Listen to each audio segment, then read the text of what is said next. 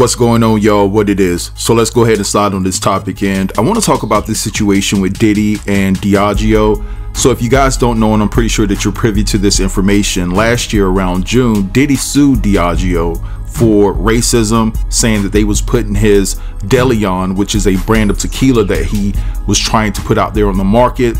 He was saying that they were putting it on the back burner to honor those like George Clooney and other individuals within the Hollywood circle that had joined the giant in promoting tequila. So in a nutshell, Diddy felt like Diageo was catering to the white elites within the Hollywood realm. Now, previously, the liquor giant Diageo had used Diddy to promote Ciroc. Now, before Diddy had took on promoting Ciroc, Ciroc wasn't doing that well, but when Diddy took over, it skyrocketed and the sales went completely through the roof. Now, Forbes jumped the gun because they looked at Diddy's earnings from Ciroc and then they projected his earnings from Deleon. But at the end of the day, because Deleon was being put on the back burner, when Forbes pushed Diddy to billionaire status, it wasn't reflecting in Diddy's bank account. And that's why he got upset, and that's why he sued Diageo for racial discrimination. Now, on yesterday, TMZ reported, and it says, Diddy and alcohol giant Diageo were ensnared in a nasty legal battle last year, but that's old news because TMZ can confirm both parties have buried the hatchet. Both Diddy and Diageo tell TMZ simultaneously. Sean Combs and Diageo have now agreed to resolve all disputes between them. Mr. Combs has withdrawn all of his allegations about Diageo and will voluntarily dismiss his lawsuits against Diageo with prejudice. Now, it sounds like to me that Diddy surrendered. I think that it was just too hot, all of these allegations coming out, and I don't think that Diageo gave him any type of settlement. I don't think that Diddy made no money, got no money from Diageo or anything. I think that, you know, at the end of the day, we know that Diddy has done some treacherous things. He hasn't been proven guilty in the court of law, but at the end of the day, where there's smoke, there is fire. When people keep saying the same things about your character and your behavior, it's true. Some of it's true. Maybe not all of it, but the vast majority of it is. Now, y'all, I'm going to keep it all the way 100 because as much as I want Diddy thrown under the jail for the foul things that he's done to people, and especially what he allegedly did to Kim Porter, we have to be truthful here. We've always heard these horrific allegations and accusations in regards to Diddy and the things that he's done, but nothing stuck until he sued Diageo.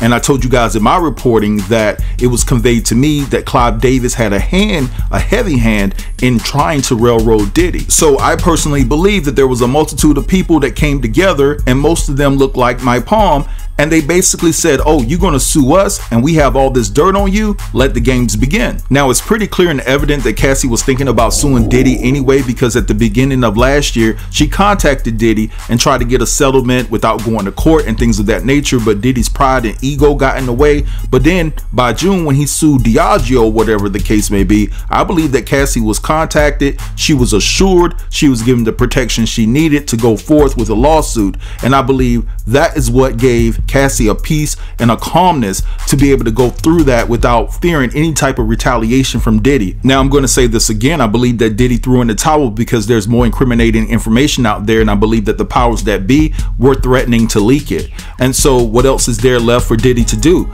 Nothing but to get on his knees and surrender. He's used to it. But anyway, what I want to do right here is play you guys a few clips in regards to this Diddy and Diageo situation. So sit tight and I'll be back to close the video. Diddy is suing Diageo. He says they're not paying attention to his Deleon brand the same way that they would a white male-owned brand like George Clooney and Randy Gerber. So Diddy, like myself, broke into cocktails before every celebrity rushed in, whether it's Mark Wahlberg, Ryan Reynolds, George and Randy, Cameron Diaz, Mario Lopez, Kendall Jenner, every single housewife, Eva Longoria, the list goes on and on. So he got in early and he invigorated a dying vodka brand called Ciroc. They gave him a per case fee, and he did these amazing sort of Rat Pack type commercials, and they were excellent, and he crushed it. He made a lot of money. And I invented the skinny margarita and created the fastest growing liquor brand in history, first person to really market to women, first ever low calorie ready to drink cocktail. The key here is that we were first. Now these spaces are crowded. Now, because of people like George and Randy and myself and Diddy, tequila is crowded. And you actually believe that George and Randy are on those motorcycles going to Mexico to drink this tequila. You actually knew that I was drinking this skinny girl cocktail because I was, as were young women. What's happening now is Diddy wants the same attention in a time when the same attention is not going to be given because big companies like Diageo know that this space has peaked, it's overcrowded, it's popped off. You're not going to have these wins again. It's just not going to happen. It happened years ago when Patron started it and when I started women drinking clear tequila, and it's just swollen. It's not going to have the same resonance as it did before. I don't think Diddy's going to have a great case. I think it's fake news. I think black-owned brands are not paid attention to in the same way as a white-owned brand, but I don't think that that's the reason his brand is not thriving.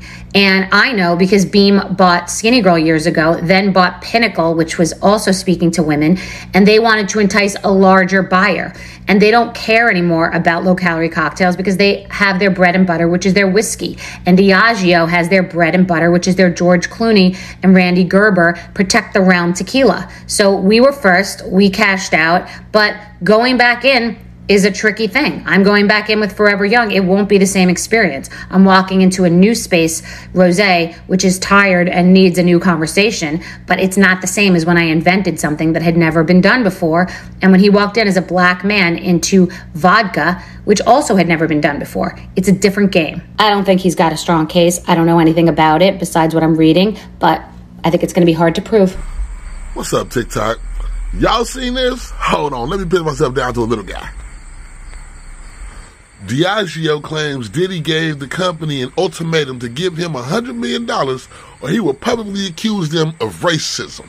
You know why he doing this? Yeah. What he doing is he trying to accumulate a lot of money so he can lawyer up. As you already know, Keefe D got arrested for Tupac's murder. So Diddy know it's probably going to take every dollar he got in his bank account to lawyer up. So now he's trying to get Diageo to pay up so he can have enough money to lawyer up because we know that Keefe D implicated him in Tupac's. Plus, they probably gonna bring up his baby mama, who was fatally injured under suspicion. Because there are rumors circulating that Diddy go both ways, but he prefer his own way. And his baby mama was writing a tell-all book, and he did not want that book to get out. And I'll be sure, who was dating his baby mama at the time, believes P. Diddy had something to do with her injuries. There are higher-ups who want him down. So there are folks who want to destroy Puff, and that's why all this is happening right now. Just like Bill Cosby, R. Kelly, whether or not they were guilty has nothing to do with the takedown.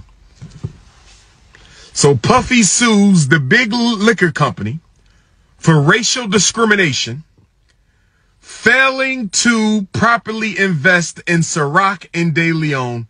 And here we are. If you think those two things are unrelated, something's wrong with you. If you think those two things are unrelated, something is wrong with you. If you're like me, you've been wondering why now with all the P. Diddy allegations. You've been wondering, why did he pay Cassie so quickly? Why are all these allegations coming out about him? The same thing we wondered about Bill Cosby. We wondered about R. Kelly. Those are two other rabbit holes that we're not going down today. But if you've been wondering why, make sure you stick around to the end of this video because I'm definitely going to break it down like no one else has on the internet yet. Anyway, if this is your first time here, I am Supernova and welcome to Rumorville. If you have not already, make sure you hit the like button. Make sure you subscribe up if you loving me. And make sure you share if you love me a little bit more. But anyway, let's get into it. Now, we know for years there have been allegations about P. Diddy. You know, he said there have been allegations about him stealing, doing the faulty contracts with all these different artists in the past, stealing their money, allegations of him doing all kind of things. And we even seen in the lawsuit with Cassie, it came out that he actually allegedly held Wale over the balcony. He allegedly kid Cuddy's car, but none of these things were ever filed in the court. We never seen anybody file anything against Diddy. Diddy was so well protected. No matter how many slimy things people said he did, no matter how much word of mouth allegations, he's a bad person, he's an awful person, he beats women, no matter what, P. Diddy was protected. Now, I wanted to know why now. Why Cassie stopped being afraid of Diddy enough that she would be so bold to go to the court and file a lawsuit against him of this nature and tell all of this truth that, according to her, was truth from her relationship with P. Diddy. Now, let's break it down. Okay. So, P. Diddy merged with a company called Diageo in 2013. It was his Ciroc with Diageo, and you guys know after a few years he came out with the DeLeon tequila, which was also connected to the company called Diageo. Now the company is called Diageo Inc. It's a public company. It's not owned by one person. It came about in 1997 with the merge of Guinness PLC and Grand Metropolitan. So it's owned by quite a few big time players like, Charles Schwab Investments. It's quite a few investors. This incorporation makes about $17.4 billion a year, with Johnny Walker being the main brand that they sell. Johnny Walker makes them about $4.4 billion a year. Diageo Inc. owns about 500 different liquors, spirits, whichever name you want to use. And they supply about 280 countries with these spirits. Okay. This is who P. Diddy got in bed with his Ciroc and his DeLeon brands.